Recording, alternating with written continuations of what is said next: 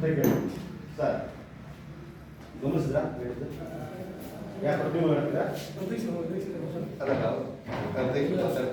Sir ನಮಸ್ತೆ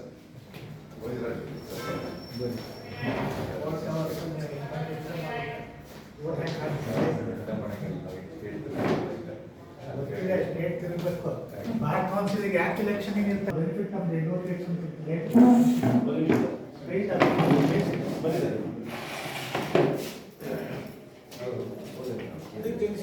ವಕೀಲರ ಪರಿಷತ್ ಚುನಾವಣೆಗೆ ಸ್ಪರ್ಧೆ ಮಾಡಿದ್ದಾರೆ. ಅದರ ಭಾಗವಾಗಿ ಪ್ರಚಾರ ಮಾಡಲಿಕ್ಕೆ ಆಗಮಿಸಿದ್ದಾರೆ. ಹೀಗಾಗಿ ಸಿದ್ದಾಪುರದಂತಹ ಸಣ್ಣ ಸಣ್ಣ ವಕೀಲರ ಸಂಘ ಬಾರ್ಗಳು ಹಲವು ಥರದ ಸಮಸ್ಯೆಗಳನ್ನು ಎದುರಿಸ್ತಾ ಇರ್ತಾರೆ. ಹಾಗಾಗಿ ಇವತ್ತು ಯಾವ ರೀತಿಯ ಸಮಸ್ಯೆಗಳು ಇವೆ, ಅದನ್ನು ಗೆದ್ದರೆ ಯಾವ ರೀತಿ ಅವರು ಏನು ಡಿಮ್ಯಾಂಡ್ ಮಾಡ್ತಾರೆ ಅನ್ನೋ ಪ್ರಶ್ನೆಯನ್ನು ನಮಗೆ ಕೇಳ್ತಾ ಇದ್ದೀವಿ. ಸರ್ ನಮಸ್ಕಾರ. ಗೆದ್ದವರಿಗೆಲ್ಲ ಅಡ್ವೊಕೇಟ್ಸಿಗೆಲ್ಲ ಈಗ ವೆಲ್ಫೇರ್ ಫಂಡ್ ಎಲ್ಲ ಅದನ್ನು ಭಾಳ ಕಡಿಮೆ ಮೊತ್ತ ಈಗ ವಾಲಂಟರಿ ರಿಟೈರ್ಮೆಂಟ್ ತಗೊಂಡ್ರೆ ಅಥವಾ ಡೆತ್ ಆದರೆ ಡೆತ್ ಬೆನಿಫಿಟ್ ಎಲ್ಲ ಭಾಳ ಕಡಿಮೆ ಇದೆ, ಅದನ್ನೆಲ್ಲ ಹೆಚ್ಚು ಮಾಡಬೇಕು. ಮತ್ತೆ ಈ ಮೆಡಿಕಲ್ ಬೆನಿಫಿಟ್ ಅಡ್ವೊಕೇಟ್ಸಿಗೆಲ್ಲ ಮೆಡಿಕಲ್ ಬೆನಿಫಿಟ್ ಎಲ್ಲ ಏನು ಕಾಯಿಲೆ ಅಥವಾ ಏನು ತೊಂದರೆ ಆದರೆ ಅವ್ರದ್ದು ಈಸಿ ಸಿಗೋ ಹಾಗೆ ಮಾಡಬೇಕು. ಮತ್ತು ಅದನ್ನು ಕೂಡ ಹೆಚ್ಚಿನ ಅಮೌಂಟನ್ನು ಕೊಡಿಸುವಂತೆ ಎಲ್ಲ ಅಡ್ವೊಕೇಟ್ಸಿಗೆ ಕೊಡಿಸುವಂತ ಮಾಡಬೇಕು. ಮತ್ತೆ ಈಗ ಮೊದಲಿಗೆ ಈಗ ಮಾಡಿದ್ರೆ 4,000, 6,000, 8,000 ಮಾಡಿದ್ದಾರೆ, ಸ್ಲ್ಯಾಬ್ ಮಾಡಿದ್ದಾರೆ. ಅದು ಭಾಳ ಕಡಿಮೆ ಆಗ್ತದೆ. ಮಿನಿಮಮ್ 10 to 15, 20ವರೆಗೆ ಮಾಡಬೇಕಾಗ್ತದೆ. ಎರಡನೇದಾಗಿ ಈ ಸ್ಟಾಂಪ್ ಏನು ಉಂಟಲ್ಲ, ಸ್ಟಾಂಪ್ ಪ್ರತಿ ವಕಾಲತ್ತಿಗೆ 30 ರೂಪೀಸ್, ಆಯಿಗೆ 20 ರೂಪೀಸ್ ಆಗ್ತಾ ಇದೀವಿ. ಅದು ಇರ್ರೆಸ್ಪೆಕ್ಟಿವ್ ಸ್ಟಾಂಪ್ ಬೇಡ ಪ್ರತಿಯೊಬ್ಬರಿಗೆ ಎವ್ರಿ ಇಯರ್ 5,000 ಏನೋ ಮಾಡಿದ್ರೆ ಸಬ್ಸ್ಕ್ರಿಪ್ಷನ್ ಅಮೌಂಟ್ 5,000 ಮಾಡಿದ್ರೆ ಪ್ರತಿ, ಯಾಕಂದ್ರೆ ನಾನ್ ಪ್ರಾಕ್ಟೀಸಿಂಗ್ ಅಡ್ವೊಕೇಟ್ಸ್ ಕೂಡ ಬೆನಿಫಿಟ್ ತಗೊಳ್ತಾರೆ. ಕೆಲವರು ಅಡ್ವೊಕೇಟ್ಸ್ ₹1 ವೆಲ್ಫೇರ್ ಸ್ಟಾಂಪ್ ಹಚ್ಚಿದ್ದಿಲ್ಲ, ಅವರು ನಮ್ಮಷ್ಟೇ ತಗೊಳ್ತಾರೆ. ನಮ್ದು ವರ್ಷಕ್ಕೆ 10,000-15,000 ರೂಪಾಯಿ ಗಂಟೆ ಆಗ್ತದೆ. ಅದರಿಂದ ಅದು ಉಪಯೋಗ ಅದನ್ನು ತಗೊಳ್ತಿದ್ದಾರಲ್ಲ, ಅದ್ರ ಬಗ್ಗೆ ಪ್ರತಿಯೊಬ್ಬರಿಗೂ ಮಿನಿಮಮ್ 5,000-10,000 ರೂಪಾಯಿ ಹಾಕ್ಬಿಟ್ರೆ ಎವ್ರಿ ಇಯರ್ ಅದನ್ನು ತುಂಬಿಡ್ತಾರೆ. ಸ್ಟಾಂಪ್ ಅನ್ನ ಕ್ಯಾನ್ಸಲ್ ಮಾಡ್ಬೇಕಂತ ಅವಶ್ಯಕತೆ ಇಲ್ಲ. ಈಗ ಸ್ಟಾಂಪ್ ಅಲ್ಲಿ ಇರೋದ್ರಿಂದ ದುರುಪಯೋಗ ಪಡ್ಕೊಳ್ತಾರೆ, ಏನಾಗ್ತದೆ ಗೊತ್ತಿಲ್ಲ. ಅದರಿಂದ ಈಗ ಪ್ರತಿಯೊಬ್ಬ ಅಡ್ವೊಕೇಟ್ಗೆ 5,000-10,000 ರೂಪಾಯಿ ಎವ್ರಿ ಇಯರ್ ತಗೊಂಡ್ಬಿಡ್ಲಿ, ಈ ಸ್ಟಾಂಪ್ ಅನ್ನ ಬಂದ್ ಮಾಡ್ಲಿ. ಈ ಕೆಲವರು ಬ್ಲಾಂಟ್ ವಕಾಲತ್ತೆ ಹಾಕೋದೆಲ್ಲ ರಿಪೀಟ್ ಮಾಡಬೇಡಿ. ಸರ್ ಹೇಳಿ ಸರ್. ಈಗ ವಕೀಲರಿಗೆ ಗ್ರೂಪ್ ಇನ್ಶೂರೆನ್ಸ್ ಮಾಡಬೇಕು.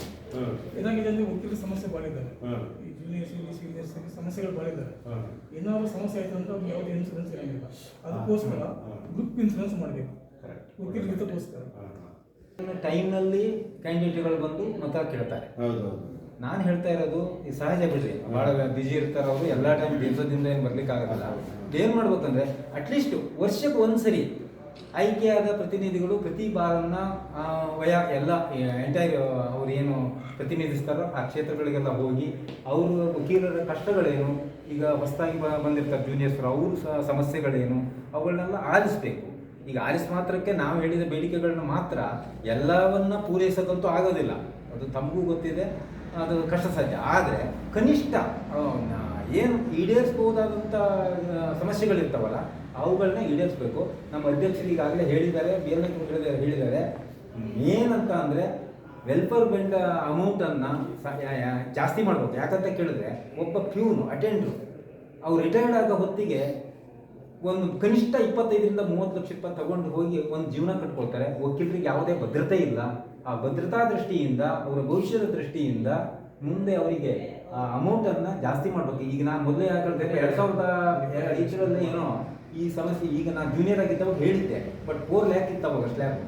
ಆವಾಗ ಅದನ್ನೆಲ್ಲ ಆ ಹಿಂದಿನ ಅಧ್ಯಕ್ಷರು ಅವರೆಲ್ಲ ಸೇರಿಕೊಂಡು ಆ ಸಂದರ್ಭದಲ್ಲಿ ಅದನ್ನು 8 ಲಕ್ಷದವರೆಗೆ ಜಾಸ್ತಿ ಮಾಡಿದ್ದಾರೆ. ಅದನ್ನು ಹೋಗ್ತೀವಿ, ಬಟ್ ₹1,00,000 ಮಾಡಬೇಕು ಅಂತ ತಮ್ಮಲ್ಲಿ ನಾನು ಮನವಿ ಮಾಡ್ಕೊಳ್ತೇನೆ. ಇದನ್ನು ನೀವು ಎಲ್ಲ ಆಯ್ಕೆ ಆದ ನಂತರ ಹೋದ ನಂತರ ಅದನ್ನು ಗಟ್ಟಿ ಧ್ವನಿಯಾಗಿ ಎತ್ತಿ ಕಾರ್ಯರೂಪಕ್ಕೆ ತರಬೇಕು ಅಂತ ತಮ್ಮಲ್ಲಿ ನಿಮ್ಮ ಹೆಸರು ಐಜಿ ನಾಯ್ಕ್ ಕೊಟ್ಟಿದ್ದು. ಹೇಳಿ. ಮತ್ತು ಇದೊಂದು ಮಾಡಬೇಕಾಗಿದೆ. ಈಗ ಏನಾಗಿದೆ, ಎಂಟೈರ್ ಸ್ಟೇಟಿಂದ ಕ್ಯಾಂಡಿಡೇಟ್ ಫಿಕ್ಸ್ ಆಗ್ತಾರೆ. ಇದನ್ನು ಏರಿಯಾ ವೈಸ್ ಮಾಡಬೇಕು. ಏರಿಯಾ ವೈಸ್ ಮಾಡಿದ್ರೆ ಮಾತ್ರ ಎಲ್ಲ ಜಿಲ್ಲೆಗಳು ಅವಕಾಶ ಸಿಕ್ಕೇ ಸಿಗುತ್ತೆ. ಅದಕ್ಕೋಸ್ಕರ ಅದನ್ನು ಅಮೆಂಡ್ಮೆಂಟ್ ಮಾಡಬೇಕು. ಅಮೆಂಡ್ಮೆಂಟ್ ಮಾಡಿಬಿಟ್ಟು ಏರಿಯಾ ವೈಸನ್ನು ಡಿವೈಡ್ ಮಾಡಬೇಕು. ಸದ್ಯದಲ್ಲೇ ಈ ಒಂದು ವೃತ್ತಿಗೆ ದಾಪಕರ ಇರ್ತಿದ್ದೇನೆ. ನಮ್ಮ ಏನು ಬೇಡಿಕೆ ನಾವು ಒಂದು ಜೂನಿಯರ್ಸ್ ಆಗಿ ನಾವು ಸೀನಿಯರ್ಸ್ ಹತ್ರ ಸೇರ್ಕೊಂಡಿರ್ಬೇಕಾದ್ರೆ ನಮ್ಮ ಆರ್ಥಿಕವಾಗಿ ಭಾರಿ ಸಂಕಷ್ಟದಲ್ಲಿರ್ತೀವಿ. ಒಂದು ಆರ್ಥಿಕ ಸಂಕಷ್ಟ ಅಂದರೆ ನಾವೊಂದು ಎನ್ರೋಲ್ಮೆಂಟ್ ತೊಗೊಳೋದಿರ್ಬೋದು, ಅದೇ ರೀತಿ ನಾವು ಬಾರ್ ಎಕ್ಸಾಮಿಗೆ ಫೀಸ್ ಕಟ್ಟೋದಿರ್ಬೋದು, ಅದೇ ರೀತಿ ನಾವು ಬುಕ್ಸ್ ಬೇರೆ ಆ್ಯಕ್ಟ್ ಅಂತ ಬುಕ್ಸ್ ತೊಗೊಳೋದು ಎಲ್ಲವೂ ಸಾವಿರಾರು ಗಟ್ಟಲೆ ರೂಪಾಯಿ ಇರೋದ್ರಿಂದ ನಮಗೆ ಸ್ವಲ್ಪ ಖರ್ಚಿಗೆ ಸಮಾಧಾನ ಕೊಡ್ತಾ ಬಿಡ್ತಾರೆ. ಅದಕ್ಕೋಸ್ಕರ ನೀವು ಏನು ಚುನಾಯಿತರಾಗಿ ಏನು ವಕೀಲರು ಆರ್ಟ್ಸ್ ಬಂದಿರ್ತಾರೆ, ಘನ ಸರ್ಕಾರಕ್ಕೆ ಅಥವಾ ಚುನಾಯಿತ ಸರ್ಕಾರಕ್ಕೆ ತಿಳಿಸಿ ಸ್ಟೈಪಂಡನ್ನು 4,000 ರೂಪಾಯಿ ಇದೆ, ಅದು ಸಮರ್ಪಕವಾಗಿ ಅಪ್ಲಿಕೇಶನ್ ಕರೆಯೋದಿಲ್ಲ, ಅದನ್ನು ಆಯ್ಕೆ ಪಟ್ಟಿದ್ದು ಸರಿಯಾಗಿಲ್ಲ. ಅದು ಜಿಲ್ಲಾವಾರು ಇಂತಿಷ್ಟೇ ಜನರಿಗೆ ಅಂತ ಇದೆ. ಅದನ್ನು ಬ್ಯಾಕ್ವರ್ಡ್ ಕ್ಲಾಸಿಗೆ ಅಥವಾ SC/STಗಳಿಗೆ 10,000 ರೂಪಾಯಿ ಇದೆ, ಆದರೆ ಬ್ಯಾಕ್ವರ್ಡ್ ಕ್ಲಾಸಿಗೆ ಬರೀ 4,000 ರೂಪಾಯಿ ಇದೆ. ಅದರದ್ದು ಯಾವ ಮಾನದಂಡನೂ ಗೊತ್ತಿಲ್ಲ. ಅದನ್ನು ನಾವು 4,000ರಿಂದ 10,000 ರೂಪಾಯಿ ಮಾಡಿ ಅದನ್ನು ಎಲ್ಲರಿಗೂ ಸಮವಾಗಿ ಸಿಗುವ ಥರ ಮಾಡಬೇಕು. ಮತ್ತು ಆಯ್ಕೆ ಪಟ್ಟಿನೂ ಅಷ್ಟೇ, ಅದರದ್ದೇನೋ ಒಂದು ಕರಪ್ಷನ್ನು, ಅದರದ್ದೇನೋ ಮತ್ತು ಬೇರೆ ಕೈ ಮಿಶ್ರಣತೆ ಎಲ್ಲರಿಗೂ ಸಿಗೋ ಹಾಗೆ ಮಾಡಬೇಕು. ಅದು ನಮ್ಮ ಬೇಡಿಕೆ, ನಮ್ಮ ಯುವ ವೆರಿ ಗುಡ್. ಮೊದಲನಾಗಿ ನಮ್ಮ ಸಿದ್ದಾಪುರದ ವಕೀಲರಿಗೆ ನಾನು ಹೃತ್ಪೂರ್ವಕವಾಗಿರ್ತಕ್ಕಂಥ ಅಭಿನಂದನೆಗಳನ್ನು ಸಲ್ಲಿಸ್ತಾ ಇದ್ದೀನಿ. ಈ ಸಣ್ಣ ಬಾರ್ನಲ್ಲೇ ಸಮಸ್ಯೆಗಳು ಜಾಸ್ತಿ. ಈಗ ಏನೋ ನಮ್ಮ ಸಿದ್ದಾಪುರದ ವಕೀಲರ ಮಿತ್ರರಿಗೆ ಹೇಳಿದರು, ಇದೇ ರೀತಿ ಸಮಸ್ಯೆಗಳು ಕೂಡ ಇದೆ. ಯಾಕಂದರೆ ಇಲ್ಲೂ ನನಗೆ ಗೊತ್ತಿದ್ದಾಗ ಒಂದು 35ರಿಂದ 36 ಜನ ವಕೀಲರಿದ್ದಾರೆ. ಇದೇ ರೀತಿ ಕೊಪ್ಪದಲ್ಲೂ ಕೂಡ ಮತ್ತು ಹಾನಗಲ್ಲಲ್ಲೂ ಕೂಡ ಈ ಎಲ್ಲ ಸಮಸ್ಯೆಗಳು ತಾವೇನು ಹೇಳಿದ್ದೀರಿ, ಇದು ಸಣ್ಣ ಬಾರ್ನಲ್ಲಿ ಎಲ್ಲ ಸಮಸ್ಯೆಗಳಿಗೂ ಕೂಡ ಇದೇ ಸಮಸ್ಯೆಗಳನ್ನು ಹೇಳಿದ್ದಾರೆ. ನೀವು ಹೇಳೋದಂಗೆ